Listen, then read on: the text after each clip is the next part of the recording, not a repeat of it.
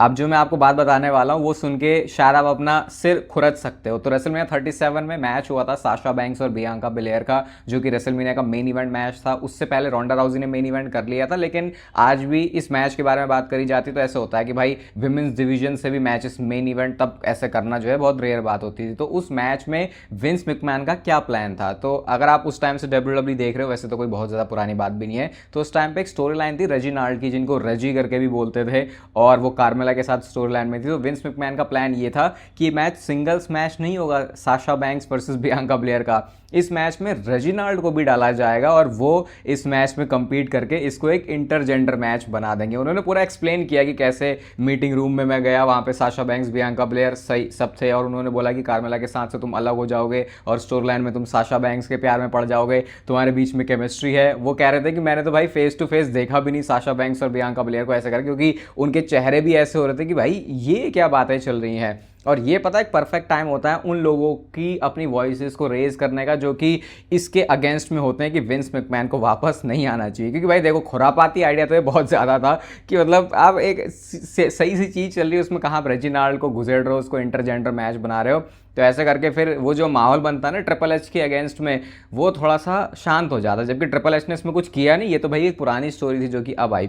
तो ऐसे करके फिर जो एंटी विंस मैकमैन वाले लोग हैं, यहाँ पे सिर्फ डब्ल्यूडब्ल्यू की स्टोरी लाइन की बात हो रही है, उनके रियल लाइफ के कामों को कोई भी डिफेंड करने नहीं बैठा है यहाँ पे। तो फिर ये मामला चल जाता है। तो आप बताओ क्या थॉट्स हैं आपके इसके ऊपर, और वेलकम है आपका वॉइस ऑफ रेसलिंग के एपिसोड नंबर 895 में। और सबसे पहले स्टार्ट करते हैं उस चीज़ से जो कि है आज की हाईलाइट, और मैं आपको एक चीज़ भी इसके थ्रू एक्सप्लेन कर दूंगा कि क्यों बात होती है बड़े सुपरस्टार्स की, क्यों बात होती है मेन इवेंट्स की, और क्यों बात होती है कि ये लोग कंपनी को या फिर शो को कैरी कर रहे हैं। तो मैच हुआ था ये जीना करानो वर्सेस रोंडा राउजी के बीच में। मैच नहीं, इसको फाइट बोलना चाहिए। और जो मैं आपसे 2 दिन पहले पूछ रहा था ना कि भाई क्या है जेक पॉल का ये टीके ने उनको बैन क्यों किया हुआ है, भाई कितना स्टूपिड हूँ मैं। जेक पॉल का एक प्रमोशन है और उस प्रमोशन ये बिल्कुल यूएफसी टाइप एमएमए टाइप का ही है, तो इसीलिए ये एक दूसरे के राइवल प्रमोशन है। तो ये करके था कि इसलिए जेक पॉल जो है टीकेओ के शोज में बैंड होते हैं। लेकिन भाई यहाँ पे सीएम पंक आए हुए थे, तो ये थोड़ा सा अजीब है। तो मैच फाइट हुई है रोंडा राउजी और जीना करानो की, इसकी बहुत हाइप हुई। और भाई ये जो फाइट है वो 20 सेकंड भी नहीं चली। रोंडा राउजी ने अपने आर्म बार सबमिशन में डाल के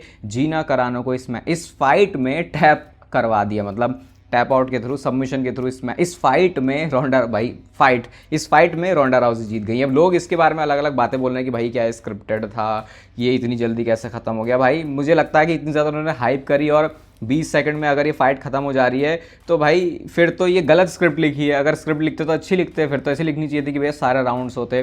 तो भाई ये रियल एक स्पोर्ट है, कॉम्बैट स्पोर्ट है, इसमें शायद ऐसा दिमाग लगाने की ज़रूरत नहीं है। और जो मैं आपसे बात बोल रहा था कि मेन इवेंट्स के बारे में क्यों बात होती है, बड़े सुपरस्टार्स के बारे में, मुझे पता तक नहीं था कि ऐसा कुछ प्रमोशन भी है जहाँ पे ऐसी फाइट्स होती हैं। अब इस चक्कर में मैंने शुरू से एंड तक कौन कौन से फाइटर्स वहाँ पे फीचर हुए वो भी देख लिया, शो की पूरी एम्बियंस है वो कैसी है वो भी देख लिया। भाई क्या टॉप ना, मुझे ऐसा देख के लगा कि ओ जो लोग डब्ल्यूडब्ल्यू नहीं देखते उनको क्यों डब्ल्यूडब्ल्यू कूल लगती है कि भाई जब सुपरस्टार निकल के आता है, एंट्रेंस होती है, पायरो होते हैं, तो वैसी फीलिंग मुझे यहाँ पे भी देख के आया कि भाई क्या प्रोडक्शन के हिसाब से देखोगे इंट्यूट डोम से था तो क्या कूल तरीके से इसको दिखाया। और सबसे बड़ी बात है नेटफ्लिक्स के ऊपर था, तो मतलब अपने आप में एक बहुत बड़ा अब एक ऐसा प्रमोशन बनाने निकल चुके हैं। अब मैं बोलूँगा काफ़ी हद तक उन्होंने बना भी लिया है, क्योंकि अब इतने भाई जीना करानो रोंडा राउजी अपने टाइम की सबसे तगड़ी फाइटर्स को लेके आ गए, तो बड़ी बात तो ये होती है। तो ऐसे करके बनाते हो आप कि एक जैसे रोंडा राउजी की वजह से, जीना कराने की वजह से किसी ने इसको देखा, अब वो पूरा शो बैठ के देखता है। और यही सेम चीज़ डब्ल्यूडब्ल्यू के साथ भी जुड़ती है। तो जो लोग बोलते हैं ना कि भाई हार्डकोर रेसलिंग फैंस के लिए तुम्हें चीज़ें देनी चाहिए, मतलब मैं भी अपने आप को हार्डकोर में मानूंगा, लेकिन कई बार हमको वो कैजुअल्स वाले स्टफ इतने समझ में नहीं आते, लेकिन फिर आपको एक वो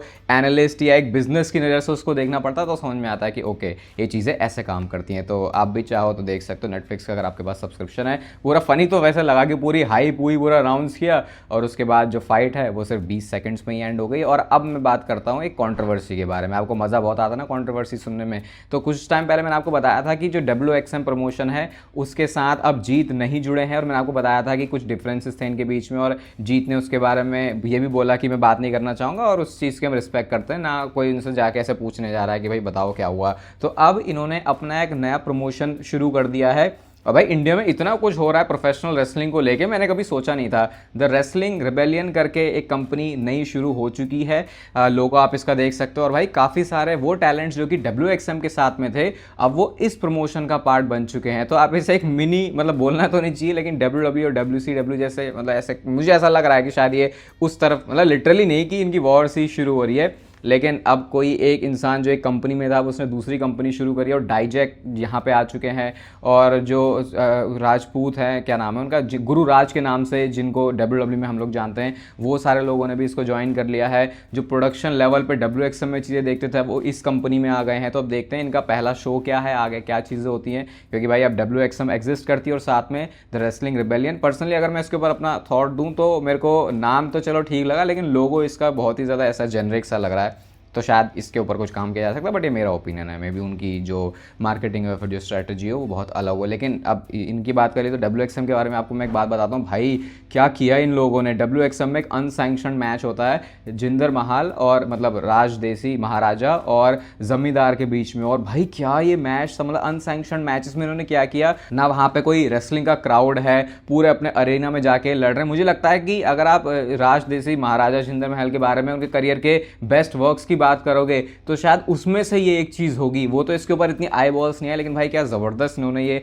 अनसैंक्शन मैच किया। WXM की वैसे ग्रोथ मतलब जिस लेवल पर शायद होनी चाहिए थी उस लेवल पर हो तो नहीं रही है, बट लेट्स सी ये प्रमोशन भी आगे कहां तक जाता है। लेकिन कुछ था गजब लेवल का जो ये जमींदार और जिंदर महल के बीच में हुआ, राज देसी के बीच में हुआ, महाराजा के साथ जो उनका मैच हुआ था। तो इस चीज के लिए प्रॉप्स तो देने पड़ेंगे कि ये यूनिक चीजें सोच रहे हैं, स्पेशली तब जब आपको पता है कि अभी WWE का मामला वैसे भी ठंडा चल रहा है, तो ऐसे में हर एक दूसरे प्रमोशन के पास मौका है थोड़ा सा आगे आने का। बाकी बैकलैश की बात कर लेते हैं तो मेल्जर चिजा की जो रेटिंग है वो आ चुकी है। रोमन रेंस और जेकब वार्डो के मैच को भाई 4.75 स्टार में उन्होंने दे दिए हैं। ऐसे मेल्जर इतने हाई कब से रेट करने लगे रोमन रेंस के मैच को।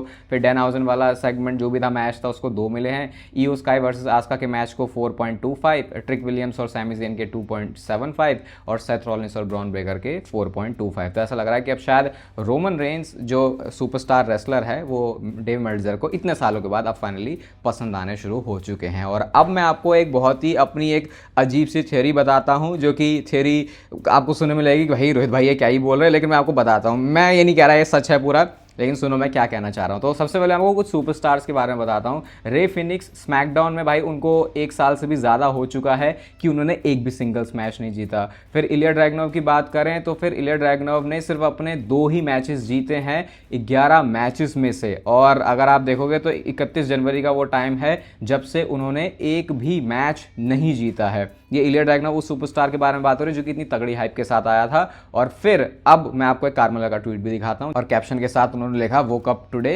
एंड अनडिनाएबल, क्योंकि फैंस उनके बारे में बात कर रहे हैं। मैं आपको जो अजीब बात बताने वाला हूँ वो ये है कि मुझे ऐसा लगता है कि ट्रिपल एच ने इन सुपरस्टार्स को बकरों की तरह देखा हुआ है कि मतलब कि हम अच्छी रेसलिंग स्टोरी लाइन तो दे नहीं सकते, अच्छी स्टोरी लाइन तो दे नहीं सकते, तो क्या करें जिससे मामला सप्रेस किया जा सके। तो हम ऐसे सुपरस्टार्स पकड़ते हैं जो कि रेसलिंग अच्छी करेंगे, तो हम क्या करेंगे शोज पे बस एक अच्छा मैच दे देंगे और उसकी वजह से जो हार्डकोर फैंस जो अपनी वॉइस रेज करते हैं देखो उनके तो मुंह बंद हो जाते हैं। मुझे समझ में नहीं आता कि ये बिल्कुल जो अब हार्डकोर तो हम भी है ना भाई, रोज ही देख रहे हैं, रोज ही बात कर रहे हैं इसके बारे में। तुम ऐसे कैसे हार्डकोर हो कि बस तुम्हें अच्छे मैच ही चाहिए होते, तुम्हें स्टोरी लाइन से कोई लेना देना ही नहीं होता।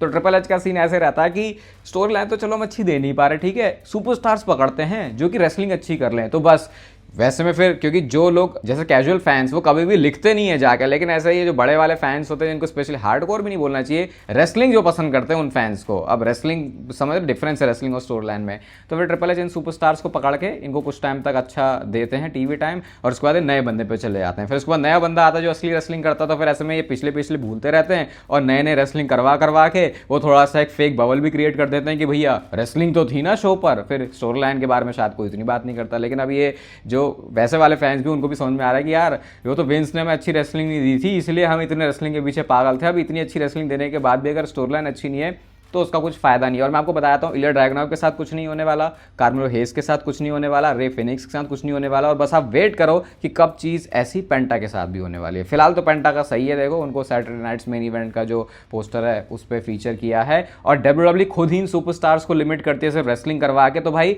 आप क्या ही बोल सकते हो। ऐसा नहीं है कि किसी में टैलेंट नहीं है, जो भाई WWE का कॉन्ट्रैक्ट लेके बैठा है कुछ तो है उसमें, लेकिन आप ऐसा करोगे तो भाई फिर तो अच्छे अच्छे सुपरस्टार को भी आप बकवास बना सकते हो। मीम्स की बात कर लेते हैं चलो आज थोड़ी, तो एक ना बड़ा फनी मैंने देखा इंस्टाग्राम और ट्विटर दोनों पे ही है।